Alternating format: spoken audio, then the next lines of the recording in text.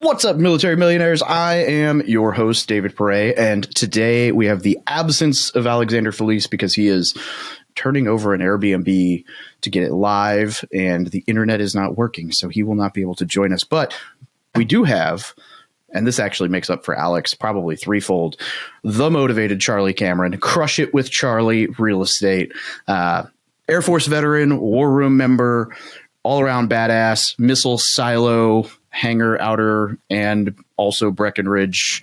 I guess we've actually, it's funny because we've been on two random retreats with friends this year that anyway, we can talk about how that all came to be because it's actually a pretty funny story to me. And we've been, I guess, kind of known each other online for like 3 years now. And so Charlie, he's a real estate agent, Air Force, soon to be veteran in 2 months. And short-term rentals and real estate investing and all sorts of good stuff. And he's actually helped me out a little bit with some SEO stuff for my website and a couple tricks of the trade here and there. And so it's been cool to interact back and forth over the years. And I would say this is the first time that we've actually had him on the show. But, last week I tried to record with him while I was like driving through the desert and it didn't work. So... But it goes back further than that, man. When we first met, you invited me to be on the show over 2 years ago. I just found that Bigger Pockets message. So yes, shame on me for not actually scheduling it. But dude, it's great to finally be here. Thank you so much for having me. No, thanks for joining. Tell everyone your story real quick. Let's get the down and dirty, and then we can get out of the way and have fun. Welcome to the Military Millionaire Podcast, where we teach service members, veterans, and their families how to build wealth through personal finance, entrepreneurship, and real estate investing. I'm your host, David Pere, and together with my co-host, Alex Felice, we're here to be your no BS guides along the most important mission you'll ever embark on, your finances. Vehicle 1, you're clear to depart friendly lines. Roger, Vic 1, Oscar Mike. Hey guys, if you're looking to take your investing, business, life, or just yourself to the next level, then I have something for you. The War Room Real Estate Military Mastermind Group is a mastermind group that meets weekly in small groups of 5 to 6 people to help you hold yourself accountable and really experience that growth. But we also have a monthly guest speaker that we bring in, and we've had guest speakers that talk about mindfulness, taxes. We're bringing in somebody to talk about marketing. We bring in very specific topics that will adhere to very broad, any kind of real estate investing or entrepreneurship that you want to do, and will really help you out. And we let you ask these speakers questions and get very personal with them. And then back to the small groups, weekly accountability for what you're trying to achieve and just being surrounded by like-minded people. And they say your network is your net worth. I know that's an overused phrase, but I recommend that you check it out. So just shoot an email to wrmastermind@gmail.com. Once again, that's wrmastermind@gmail.com, and we'll send you some more information. Sure, man. You already hit some of it. I'm also a dad. You got the Air Force vet part. I did weapons development for the Air Force for about 11 years. Did some pretty cool stuff. Loved it. I'm an Air Force spouse as well. She does cool stuff. Real estate investor, started in that. Then I became a realtor when I ran out of money to invest. So that was the foray there, but then went a totally different direction. I'm a team leader, and I still haven't figured out what I want to be when I grow up. But I do know that I'm passionate about people, real estate, and growth. So as long as I'm kind of growing, and if I can help others grow in real estate or do something real estate related, I find that I'm pretty damn happy. So, if we go back to how it all started in real estate, a buddy asked me in a bar, why not real estate, right? It's always the buddy in a bar situation. Someone asks the question, and so I said the whole, I don't want to fix fucking toilets my whole life. Like, no, that's stupid. Why would I do that? Right. The same thing, everybody, the same stupid, zero negative real estate IQ words that come out of our mouths. And he sent me this article. I still remember it. It had like the 4 profit centers of real estate: amortization, depreciation, appreciation, and cash flow. And I read that. I was like, wow, holy shit. All I get is a little bit of appreciation with stocks, with the But the rest of this, I'm getting all these other profit centers. That's absolutely insane. So I dove down the bigger pockets rabbit hole. I emerged 8 months later and bought 8 units all at once, about 2 fourplexes. Nice. That was the first buy. Yeah. Where were those? First buy. That was in Fairborn, Ohio, outside of Wright Pat Air Force Base. Were you stationed there at the time? Yep. We were living there. I'd actually already seen the units.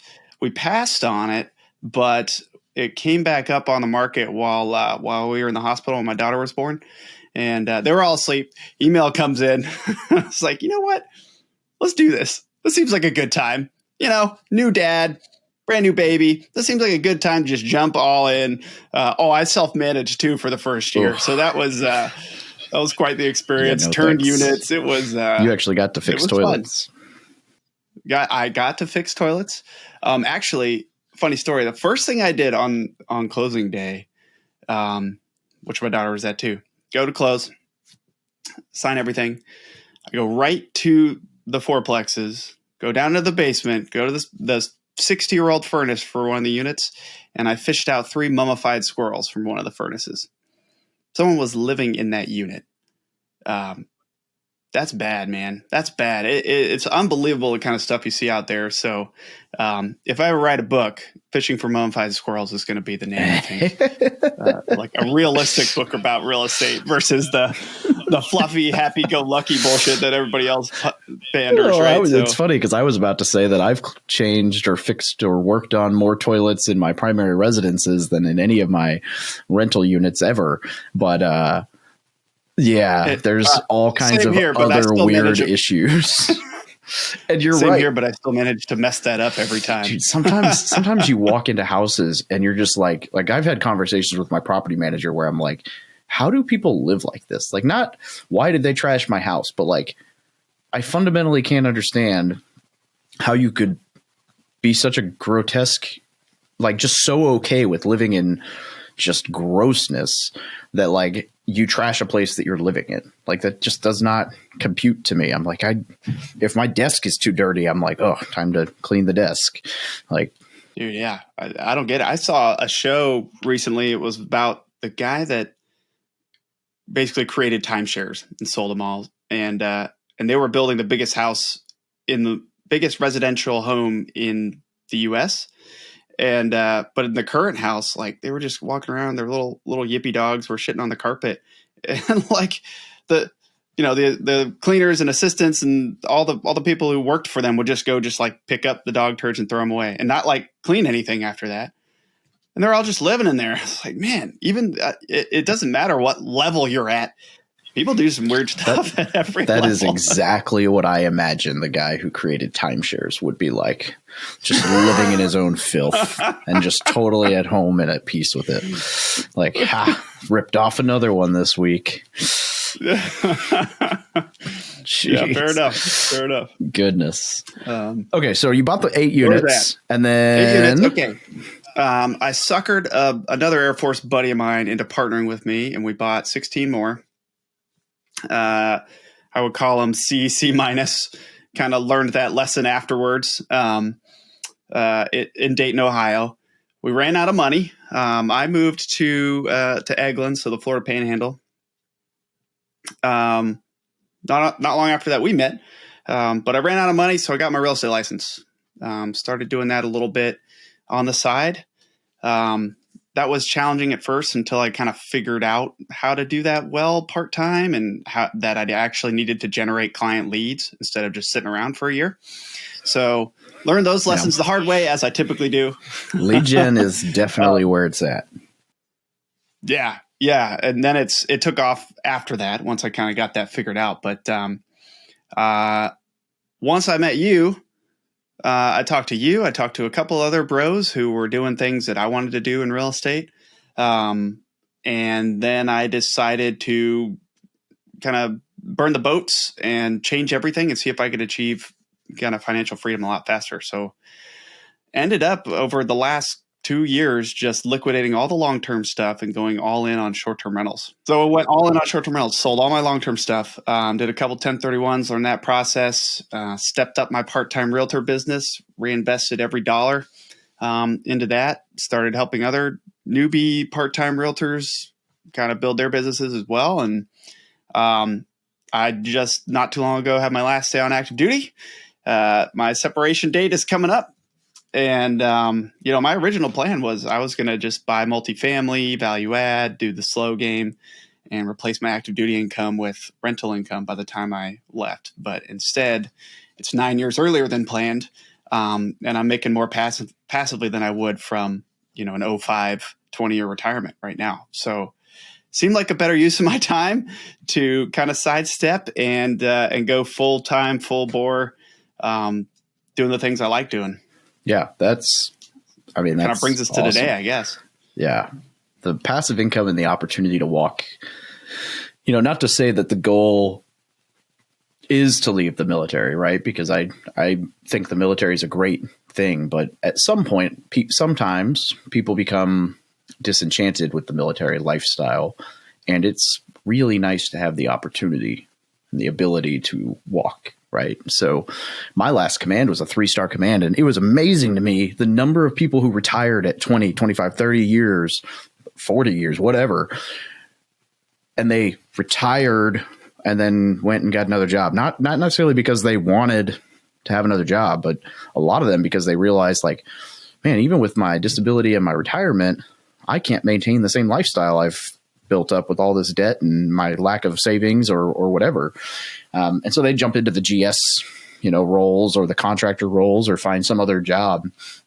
And it's just kind of astounding to me. I'm like, man, I really want to help people have the opportunity to walk, or just retire and actually retire, which is, like you said, your passive income is more than what your retirement would be if you had gotten promoted and stayed a lot longer. That's awesome. It's not to say there's anything wrong with working, right? Like, you and I are never going to stop hustling in some way or another. We love that growth. We just love that, right? We love to surround ourselves with people with those same mindsets. But yeah, it didn't sit right with me either to see folks in my office saying, 5 more years to retirement. I'm like, bro, you're 62, man. And you had a 20-year military retirement. That cannot be the only path. Cannot be it. I did the TSP thing. I did all the things, but I still looked at it and went, man, that still locks me into 59 and a half at the earliest. Got to do something else. Not to say that, right, we're still going to hustle, we're still going to do stuff, but we have the freedom to wake up every day and do what we want to do and work on what we want to work on, not drag myself into the office, pull my hair out. Right now I'm walking my daughter to kindergarten every morning. It's absolutely epic what I can do now with my time. I think everybody should have that choice. And the only way I figured out how to get there was through real estate. Yeah, it's a great way. And there's a lot of different avenues to that. Now I know at one point, it was secretive, but I know that you've built out a website that actually helps bring people into your team with your real estate brokerage. I'd love to just kind of hear kind of how that transpired and how that's working for you, because I loved that idea.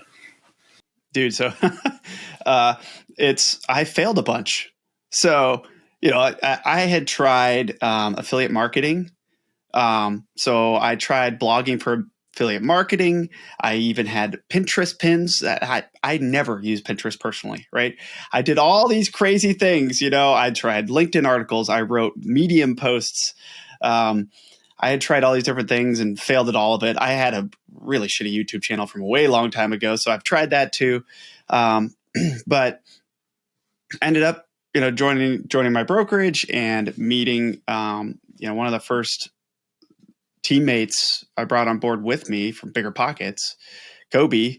He and I had, as soon as I got my real estate license, basically went on a 6-month TDY out of area. So I was like, well, that's going to be hard to sell houses. Still managed to sell 2 back home, which was cool.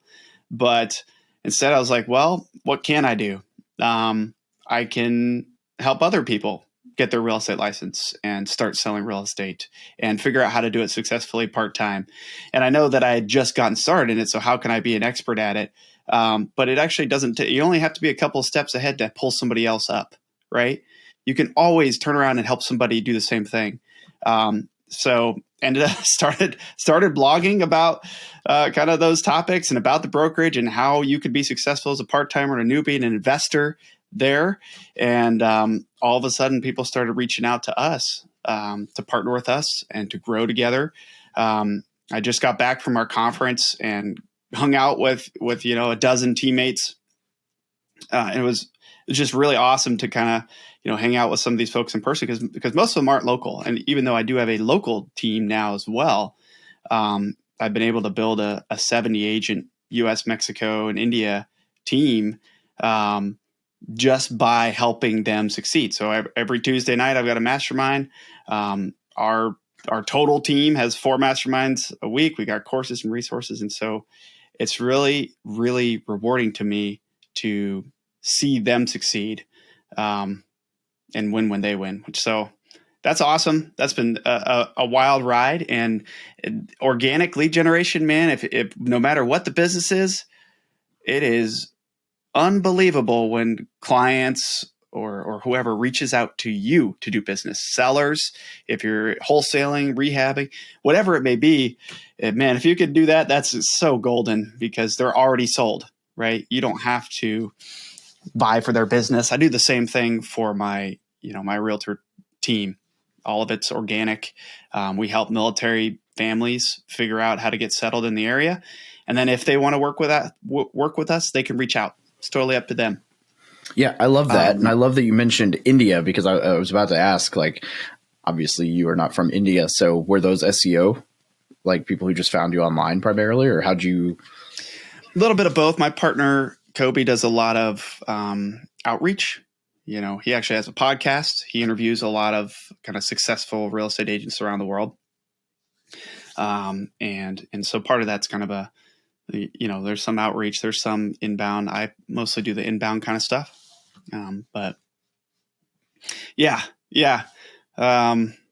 It is. Yeah. It's interesting. And the amount of people you can network with from all over. Yeah. I love that angle. I mean, SEO, and for those who don't know, that's search engine optimization. So SEO is why when you go to Google and you say, who is David Pere, my ugly face will pop up because I'm optimized for that search engine for my name, right? Or whatever that keyword is.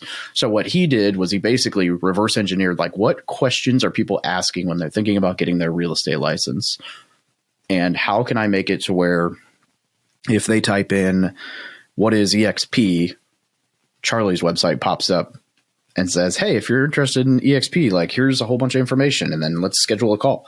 And then they can join his team rather than, going through the EXP website and just getting connected without being on anybody's team, which is a win-win because Charlie is providing training and services and bringing them into a culture and a team, as opposed to just kind of going at the corporate level and being like, well, hope you figure it out. Here's, good luck. Yeah. Yeah.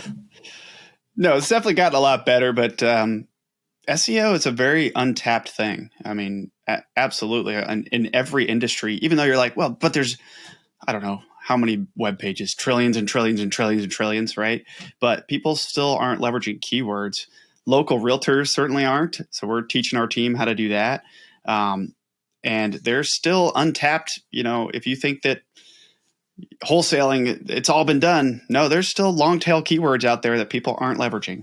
And if you know how to search for them and know how to figure that out and write about it and do a good job with it, you can rank on the first page of Google, like, next month. And all this information is free. Like I didn't pay for any of this. I didn't, it's all out there. There's easy checklists you can follow when you're writing it. The tough thing about it is it takes time. So you got for the organic lead generation stuff, you got to put the work in, right? How long did it take you to build a 50,000 person Facebook group? Oh yeah. We just hit 50K today.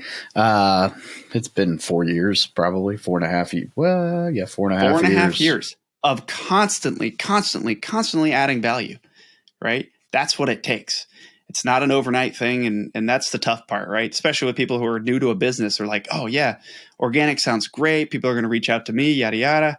It does take time to build, I didn't get to 70 agents overnight. It took me 3 years to get there, right? So that's something to keep in mind. But I think everybody who is running and operating a business should be doing organic lead generation. It's a little different than the typical social media posting. That's not exactly what we're talking about. We're talking about creating communities and creating searchable format stuff. Your YouTube channel, Facebook groups, search engine optimization. You could even debatably say that Reels and Shorts and TikTok videos have an element of SEO now. Yeah. But it's still kind of shorter term. But evergreen content like YouTube is 100% I've got a couple different videos where if you type in the right thing, I'll pop up on Google because Google owns YouTube, right? So my video will pop up on Google and be like, oh yeah, click. And it's funny because there's a couple companies that I've done reviews of where I show up before the company does. And so it's like, yes, that's where you want to be. They're going to find, if they ask what this is, they're going to find me and not, they'll find the company, right? But they'll see my review before they actually get to the company's website, which is kind of funny. But yeah. They're still number 1 and number 2 search engines. YouTube is still the number 2 search engine. A lot of people don't realize that. And if you look at how many users there are, consumers versus creators, it's still a tiny, tiny, tiny fraction. There's still so much more market share available on YouTube, which people don't realize. They're like, it's all been done. No, just because one guy did a good channel one time doesn't mean you can't also do a good channel this time. You just got to be consistent and keep posting, which is probably the thing I have the biggest challenge with. Yeah, consistency is easier said than done sometimes, for sure. But I mean, you're right though. Like with any business, if you get enough leads in, you can succeed, right? Especially as an agent. Like as an agent, as a lender, as somebody in a profession like that, lead gen is just absolutely king. And so if you can get where people are finding you organically, right? And on your side, it's people who want to become agents finding you organically. But on that agent side, you're absolutely right. Like you talk about SEO, like people don't use Google My Business pages either the way that they should. And then it's like, bro, you want to be you just told me you want to be the top real estate agent in Springfield, Missouri, and you have no reviews. If I type in your name, I don't see where your office is located. I don't find you on Google. You're not on Google My Business. You don't rank in SEO. You have no like evergreen content. Like what's my one Grant Cardone quote that I use all the time because I'm still undecided whether I was a huge fan, then I wasn't as much of a huge fan, and I go back and forth. Wife won't let me watch his YouTube videos in the bedroom anymore because he's kind of scatterbrained. So she's like, I can't follow his line of logic. You got to find someone else. But anyway, best known, right? He always talks about how the best known always beats the best. So you could be the best real estate agent in the world, and if nobody knows who you are, it doesn't matter. They're going to go with the person they find. He's not wrong, man. Everybody knows who Grant Cardone is. King of marketing. And we've never before in the history of the world has content creation and having a following been more important. I mean, that is, you can, if you've got 1 million followers, you can make $1 million. Like it's absolutely insane where we've come and how, money isn't power anymore. A following is power. Now you have to be careful because at any point those platforms could cut you off, right? Now, if you're well enough known, you'll be fine. But if you're still building up, if you only got one platform, maybe you get the careful, good old Andrew Tate fiasco. Oh man, he kind of brought that upon himself. I feel like, but I mean, it's funny. I watched his 5-hour unedited interview with Patrick Bet-David, and I love Patrick Bet-David. 5 hours? Can you sit still for 5 hours? They did a 5.5 hour. I mean, I'm sure they got up and whatever, but they're smoking cigars and drinking and hanging out. And it's Patrick Bet-David. I forget who the other guy is. And then Andrew Tate. And they're just talking to Andrew and asking him about all this stuff. And, it is what it is. Like he said, there's a very small piece of what he said that got blown out to be this is all he talks about. And the stuff that isn't offensive never makes it viral. So nobody knows.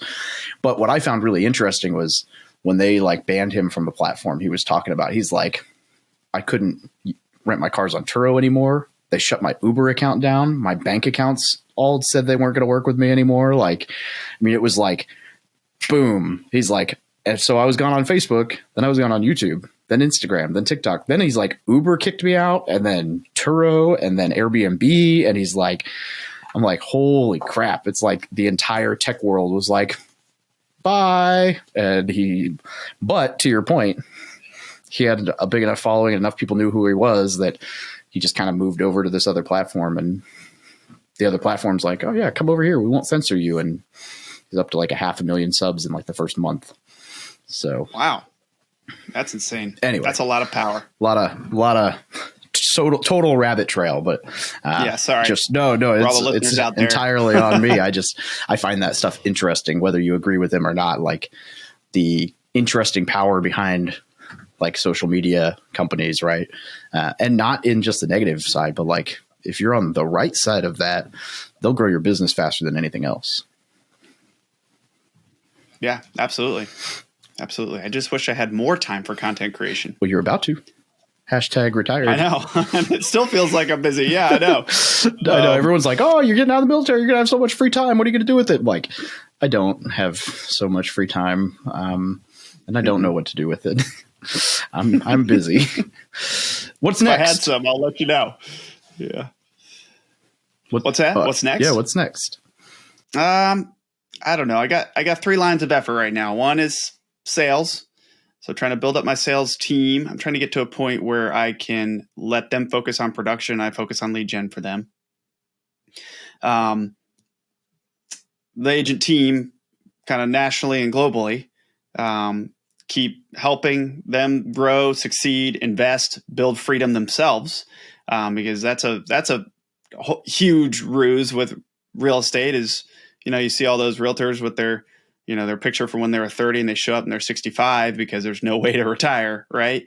So helping people achieve freedom much, much, much faster as realtors would be good, whether they want to invest in real estate, whether they want to build their own teams, whatever method they want to do, they need to be educated and helped do that. So that's a mission of mine. And then the third line of effort is short-term rental investing and management. Recently launched a management company there. So that was kind of the natural progression. Once I learned I self-manage all of mine, all from afar. So now we kind of launched a company to do that as well.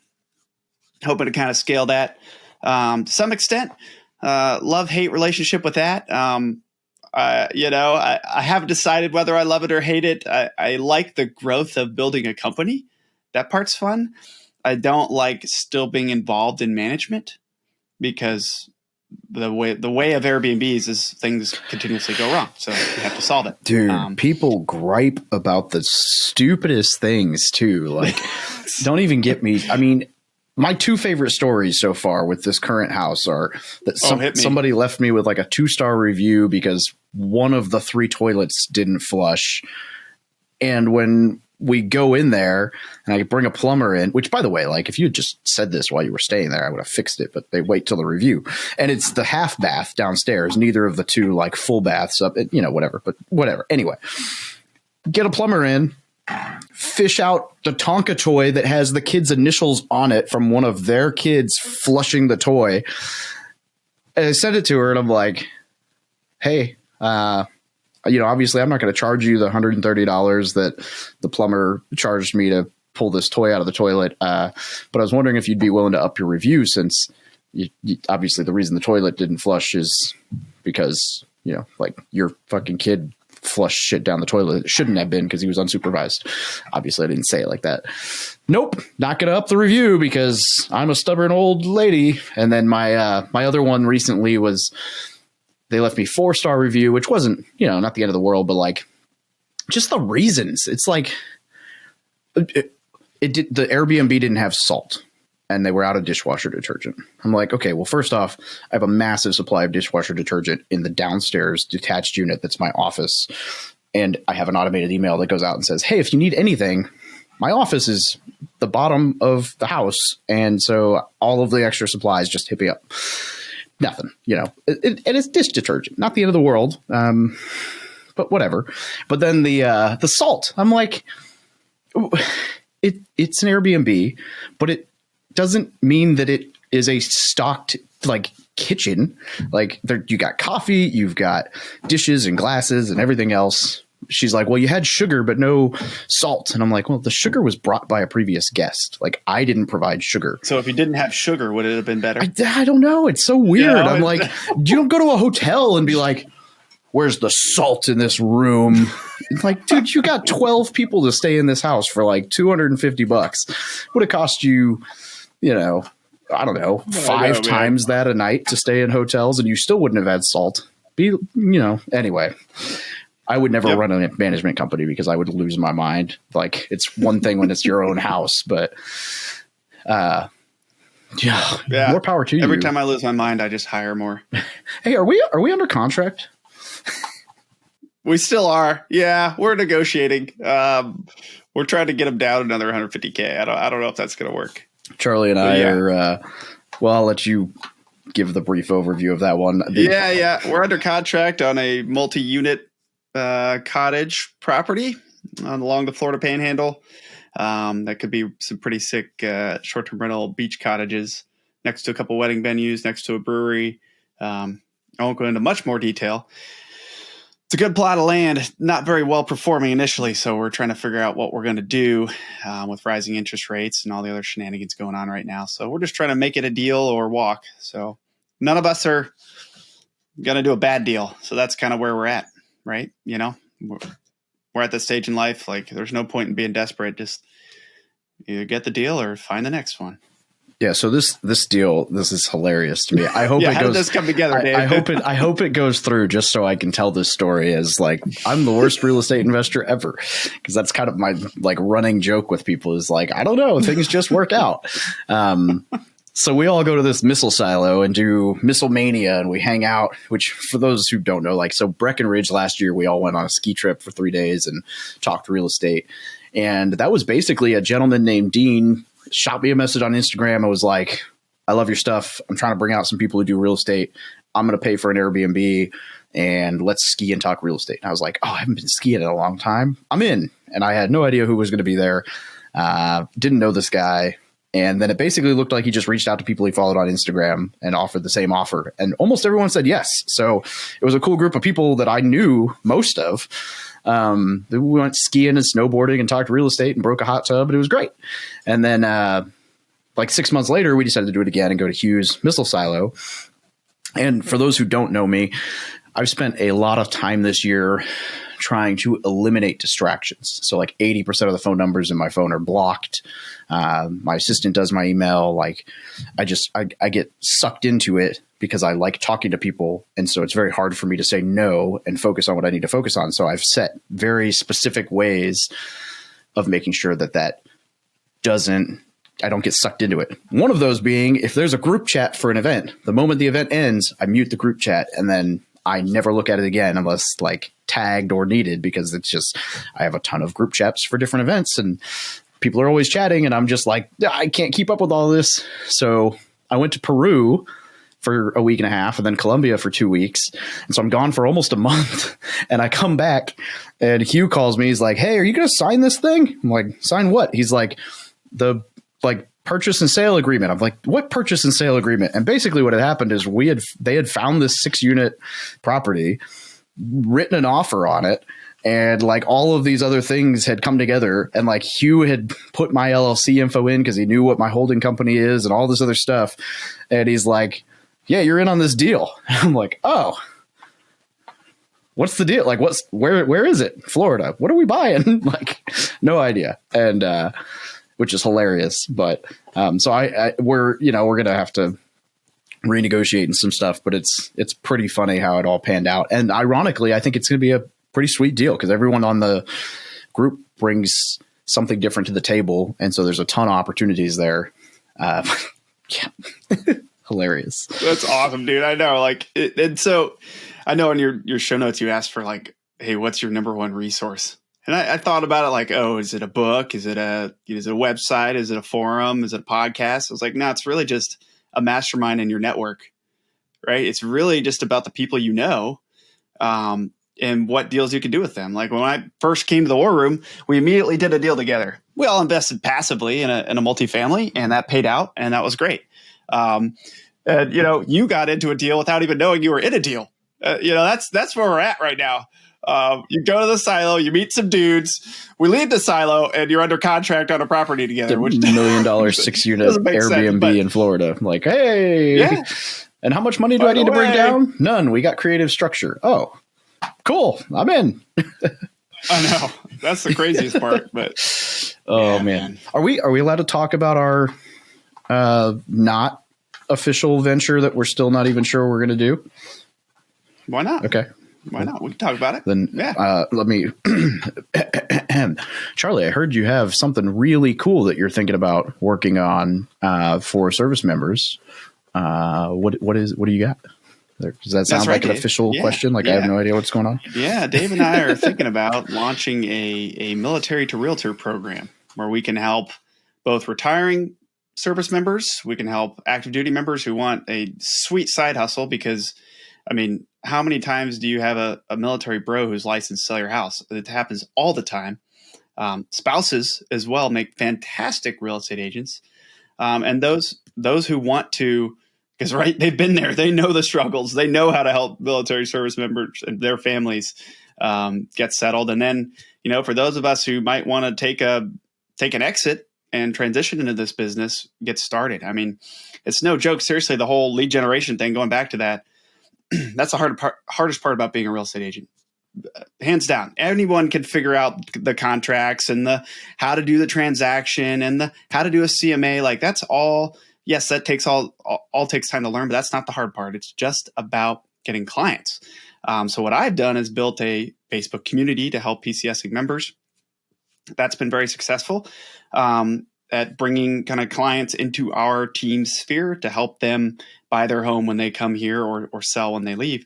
And so now what I want to do with Dave is help other service members and spouses do the same thing. So a lot of the military to millionaire community has the right mindset of people who are willing to hustle, willing to work hard, knows what it takes.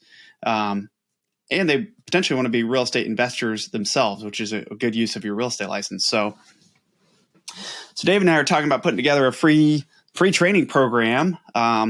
If we can get SkillBridge involved, that'd be awesome. TBD on that. But basically a program where we help, mentor, coach, teach, and help other real estate agents, military affiliated, win.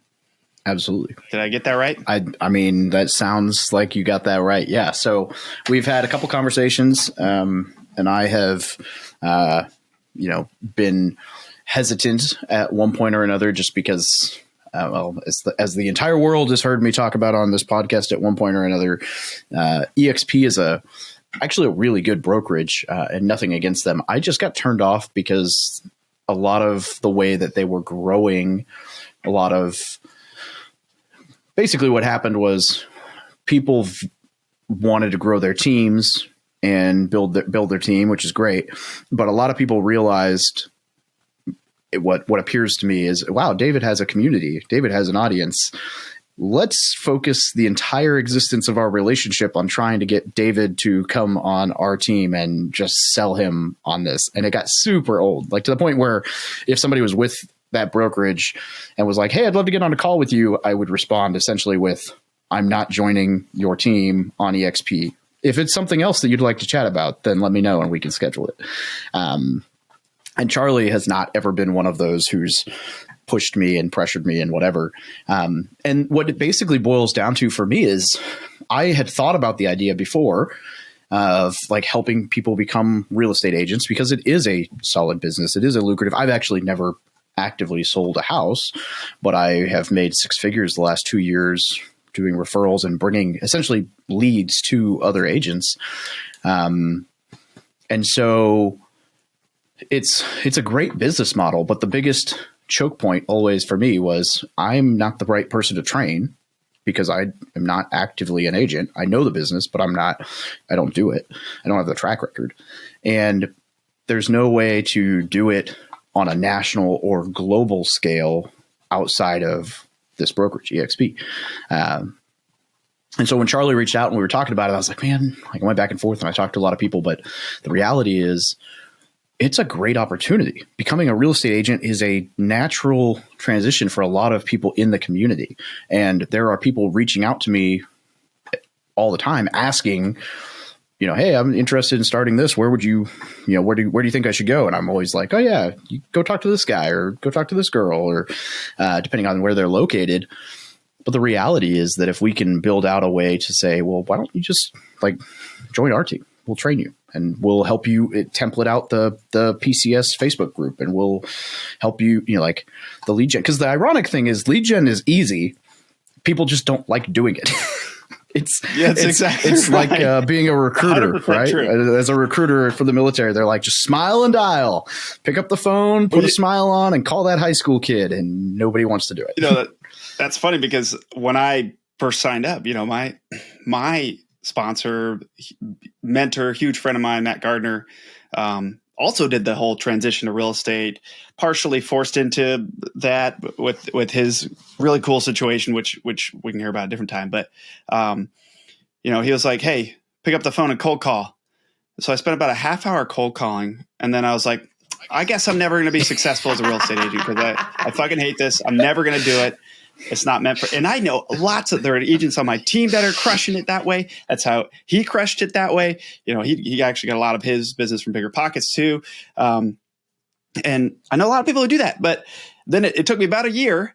You'll see on my YouTube videos now where I talk about this. Like, my biggest mistake was realizing that, thinking that whatever lead generation works for one person is the only way to do it, or what's right for me, is totally wrong. So I'm working on a thing now where, I've got a friend of mine who's a psychologist. We're doing a personality test matching to lead gen, your ENFJ, your Myers-Briggs type. What I'm trying to do is categorize. I probably shouldn't be telling people this, because this is kind of some super secret. But congratulations, everyone gets the value. But yeah, what I'm trying to do is help new agents figure out where to even start, because we spent an hour on my mastermind 2 weeks ago saying, all right, what are the different ways to lead generate? And we came up with 62 without breaking a sweat for clients in real estate. So we're like, that's a lot, right? So I tell people, you got to pick 2 to 3 things you're actually passionate about, because otherwise you'll never do it, right? Or figure out how to make them come to you. It's got to be one of those 2 things. And the making them come to you thing takes either a lot of money or a lot of effort up front before you actually see the results. So, yep. So now I'm trying to figure out, based on your personality type, which lead gen things are you likely to be successful at pretty quickly? And so I'm hoping to have that be part of our onboarding process pretty soon. Is, all right, let's sit down. We're going to spend 15 minutes. You took your personality type test. Here's what I think works for you. Let's come up with a plan. How much time are you going to spend on it? What are you going to do exactly? And then send people off to actually go crush it, and then have weekly accountability where they come back and say, yes, I did X, Y, Z. I tried this. I hated it. I switched to this, that kind of thing, where we can help people be successful faster. Yeah. Yeah. Cause if we go back to recruiting, I hated cold calls. And I had to do it at the beginning of being a recruiter. And I got to the point where towards the end of being a recruiter, before I became the staff NCIC of the station or whatever, most of my cold calls were just me pretending to put some in so that it looked like I did some work, because where I would make all my magic was one of 2 things: either at the high school wandering around talking to people, or targeted networking, which is what I do now. That's where I think I shine in a lot of ways, is oh, I want to meet this one really important keynote speaker at this event. How can I make that happen? And I've had success doing that in pretty much every time that I've actually set a goal for that. And so that was my thing was I would go into Facebook. Okay, I want to get a hold of this kid because of XYZ on the ASVAB or whatever. And then go into Facebook. Who do I know that knows this person, and make the introduction and connections and hunt down to where and I had connections with everyone. So I'd literally hit up for prime example, kid who was captain of the football and wrestling team at one of my biggest schools. He would give me names of people that might have some interest. And he's a stud. He's a vet now, and he was great. And then I would hunt the person down, and I would basically set up a message to be like, hey, your school will let me pull you out of class to talk to you. What's your least favorite subject? And they'd be like, oh, I freaking hate English. Great. What time's your English class? I'll pull you out. We'll talk for an hour in the library. You get out of class. And that is amazing. That was it, And so I never made phone calls, because I'm I just go live in the high school and hang out with the principal and yank kids out of class and talk to them. And I recruited, I was, station of the year my last year. So we did great. And I was probably making 10 phone calls a week. And they're like 60 a day was like the standard, right? And I'm like, I might make 10 this week. So that's the crazy thing about lead gen too, is like, I've got a guy on my team now who he just joined the team. He's onboarding 5 more new agents that he's helped get their license, get them started in month 1. And so I'm like, there's always a new way of lead generation that most of us that we don't even know about yet. So it's just the craziest thing. There's a billion ways to do it. And like your idea, I'm just going to pull them out of class and I'm going to set up messages. I'm going to find, there's always a way, whether to find something you're actually good and passionate about. I mean, you just got to keep trying. You only fail when you stop, man. And sometimes that strategy would get so crazy. There was actually, I think, once or twice in that same school where the gentleman who had made the intro for me, like I couldn't get a hold of, like they never responded, right? And so I'd be like, yo, you know this guy. What class does he hate? And he would tell me. And then like I could get, schedules from principals and whatever. Like I knew everyone in the school. And I would basically go and pull Jason out of class. Like there were a couple times, I don't even know if it was him mainly. It might have been a different school, but there were a couple different schools where I could like go pull somebody who had enlisted out of class. Be like, all right, I know you said you're really good friends with this person. Haven't been able to get a hold of them. They're in this class, and like walk into the classroom with the person who's enlisted with me and be like, hey, we want to talk to you, and pull someone out of class who had no idea. They're like, whatever. As long as I hated the class, they're down, and we just hang out in the library or go off campus or, whatever. That was just funny. Good times.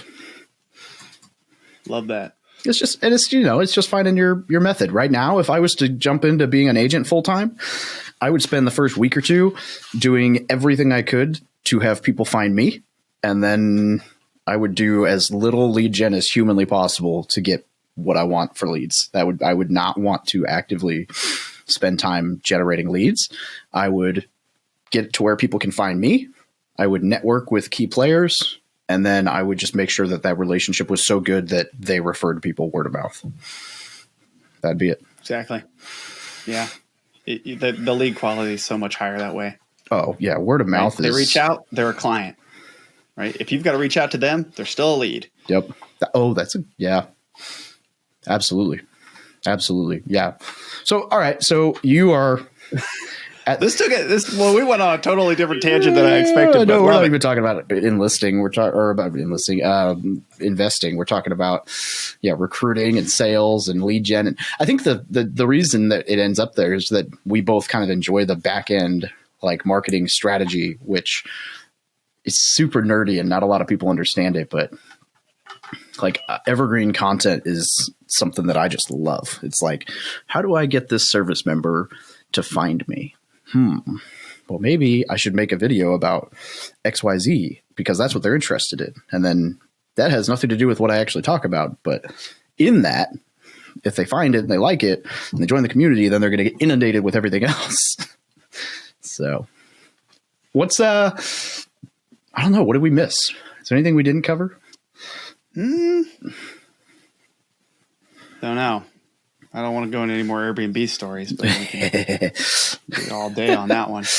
Oh, man. I don't know. Well, then where can people get a hold of you? We can do that. Yeah, well, leave me with a quote and then tell me where people can get a hold of you. Yeah, so my favorite quote, Ryan Blair, if it's important, you'll find a way. If not, you'll find an excuse. Like, you get one chance at this entire life thing. Just one chance.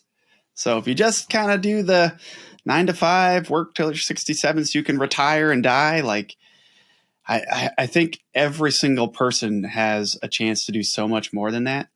All you have to do is hustle, and people are like, well, but family and hobbies and whatever. Like you can do it all. You can have it all, Yeah, every now and then I got to show a house on the weekend. I take my daughter and we get ice cream after. No big deal, or design your life in such a way that you could still do both. Build a team. start outsourcing those leads. I mean, just start investing, get a property manager so you don't have to fix the toilets. Like, you can still do it, but you have to do more than just the 9 to 5 if you want to achieve more than just the standard mediocrity. You know what I mean?